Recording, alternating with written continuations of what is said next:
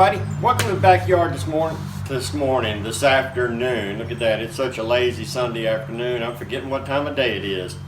And folks, it's actually hot. And the heat index is 108 to 110, depending on which weatherman you want to listen to. Emmett decided he wasn't even going to come outside today. He's inside the house enjoying the AC.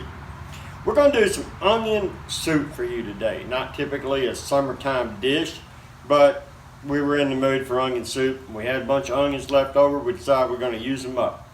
So we'll talk to you a little bit about that. Now, you might look at me kind of funny that I got aluminum foil all over this Dutch oven. This is a enameled Dutch oven, folks, not a standard Dutch oven. This is one that you would use in your house. And to keep your wife from getting on to you, you want to put this foil on here because I put this on the fire. And pot's going to get all black sooted up and you're going to scrub on it all day. So putting a little foil on there is a little insurance for you so that everybody will be happy when they get ready to have this soup. Now, we got about 7 onions about that size. I would say that's a medium to a small yellow onion. And we sliced up about 7 of them. And they're just sliced up about a 1/4 inch thick. And in this Dutch oven, we've got about 2 or 3 tablespoons of olive oil and a stick of butter. Sounds like a lot, but we got a pretty good bout of onions. So we want to get all these onions off in here. And yes, it probably would be easier to dump these, but I don't want to get them all over everything. We hope y'all are enjoying your day.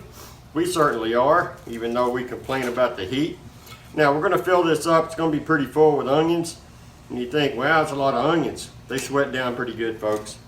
We want to get these a little lightly caramelized. If you cook them too much, they're going to get soft, mushy, and they'll disappear in your soup later on. A couple of things that I want to show you that are tricks. Like I say, we're going to put this on the fire, okay? All right, folks. A lot of people like these because they have a plate built up on top of here. And a lot of people think they can cook their beans, they can do some other things while they're out smoking meat. But you can't, because this is your firebox. So to add wood, you got to lift this up unless you want to try to stuff it in the end. But you have to heat up the air from here up, heat up this big piece of pipe, then heat up this plate, then heat up your Dutch oven, and then heat up what's in the Dutch oven. That gets a lot. So what I typically do is I put my Dutch oven directly on the grate.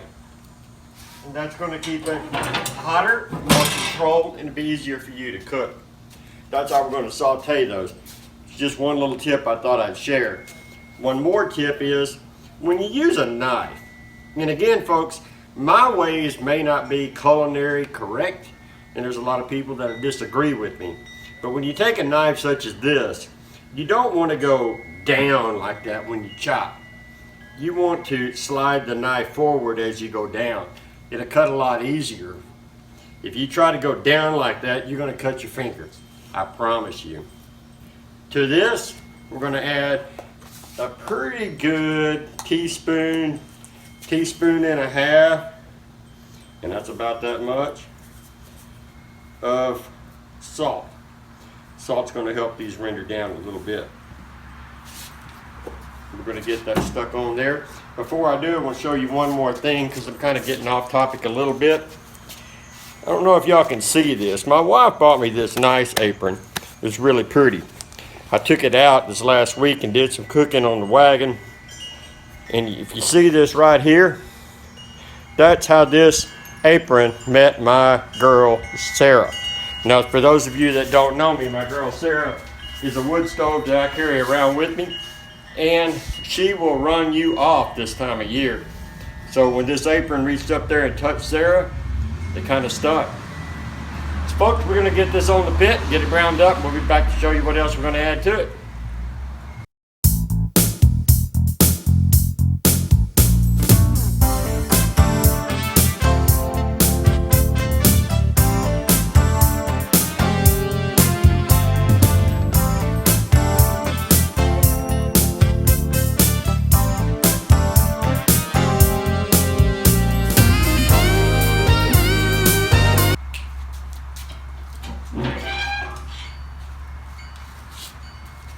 Hey folks, welcome back. We got these onions softened up really good. And I'm gonna ask Lisa to step in here just really quick to show you what they're gonna look like. But these onions are all softened up really good. See, they're pretty generous and they're all broke up. All right, to this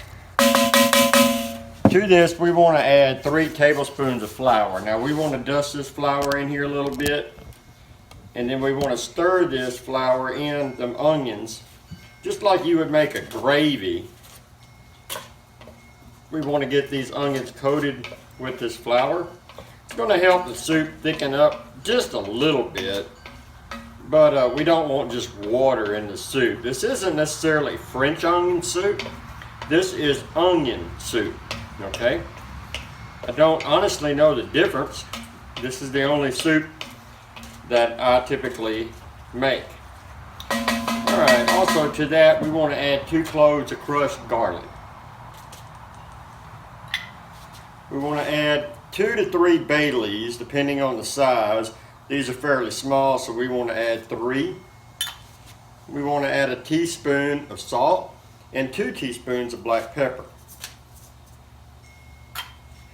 And we want to add the thyme leaves off about 3 or 4 sprigs of thyme, or it's about a teaspoon of dried thyme if you were going to use dried thyme. Okay, and we want to put 2 boxes of beef broth. Now the reason we're going a little light on the salt, folks, is beef broth contains a lot of sodium.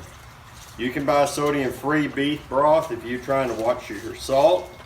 But to me, it just doesn't taste the same. And the one with the salt, to me, is a lot better. I'm used to cooking with it. And I can kind of help flavor my dish better with something that you would expect. Okay? I'm going to put those 2 in there. And then we want to add 1.5 cups of red wine.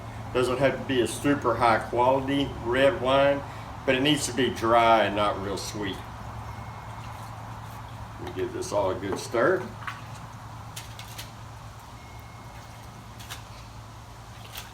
And then we're going to let this go about 30 minutes or something like that. So we're going to get this stuck back on the pit here. You're more than welcome to do this on your stove. I just enjoy doing it outside. I guess I'm kind of weird that way.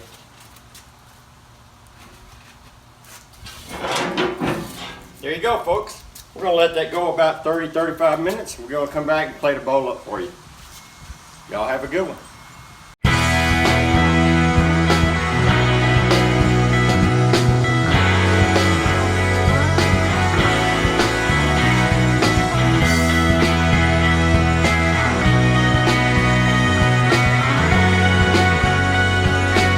Alright folks, we're finishing up this onion soup and welcome back. We took this off the smoker a few minutes ago, unwrapped our aluminum foil, and kind of let it balance out the temperature a little bit. We're going to put a little bit of this in a bowl for you and show you what it looks like. And we're going to use this little, I think it's technically a pasta dipper. I'm going to use that to pull up some of these good onions. The bay leaves are still in here, folks, so we need to kind of watch that a little bit. There's nothing wrong with eating the bay leaf. It's not toxic or anything like that where it will hurt you in that kind of form, but they do stay hard and they're sharp, and they will cut you either in your mouth or sometimes in your intestine, and you shouldn't be eating a bay leaf. But they're still in there. If you get one, we just have to pick it out. But I'm going to get Lisa to zoom in here real quick. We'll take a look at what we got. We don't have a small spoon to show you, but we'll just reach in here. See, we have soft onions and we have broth. Now this is not a clear broth because of the flour. It has a little cloud to it, but it has a little more body to it than what you would think. And but it's going to be really good. We're going to put some little French bread or baguettes or something in there, because you should have bread with soup, because They're very good for sopping. And folks, sopping is a culinary term. Ask people out there in the South. Everybody knows what sopping is with bread. So folks, we're going to enjoy this soup this evening, and we hope you enjoy this. Folks, we'll be back soon, and as we do everything, enjoy your food, folks.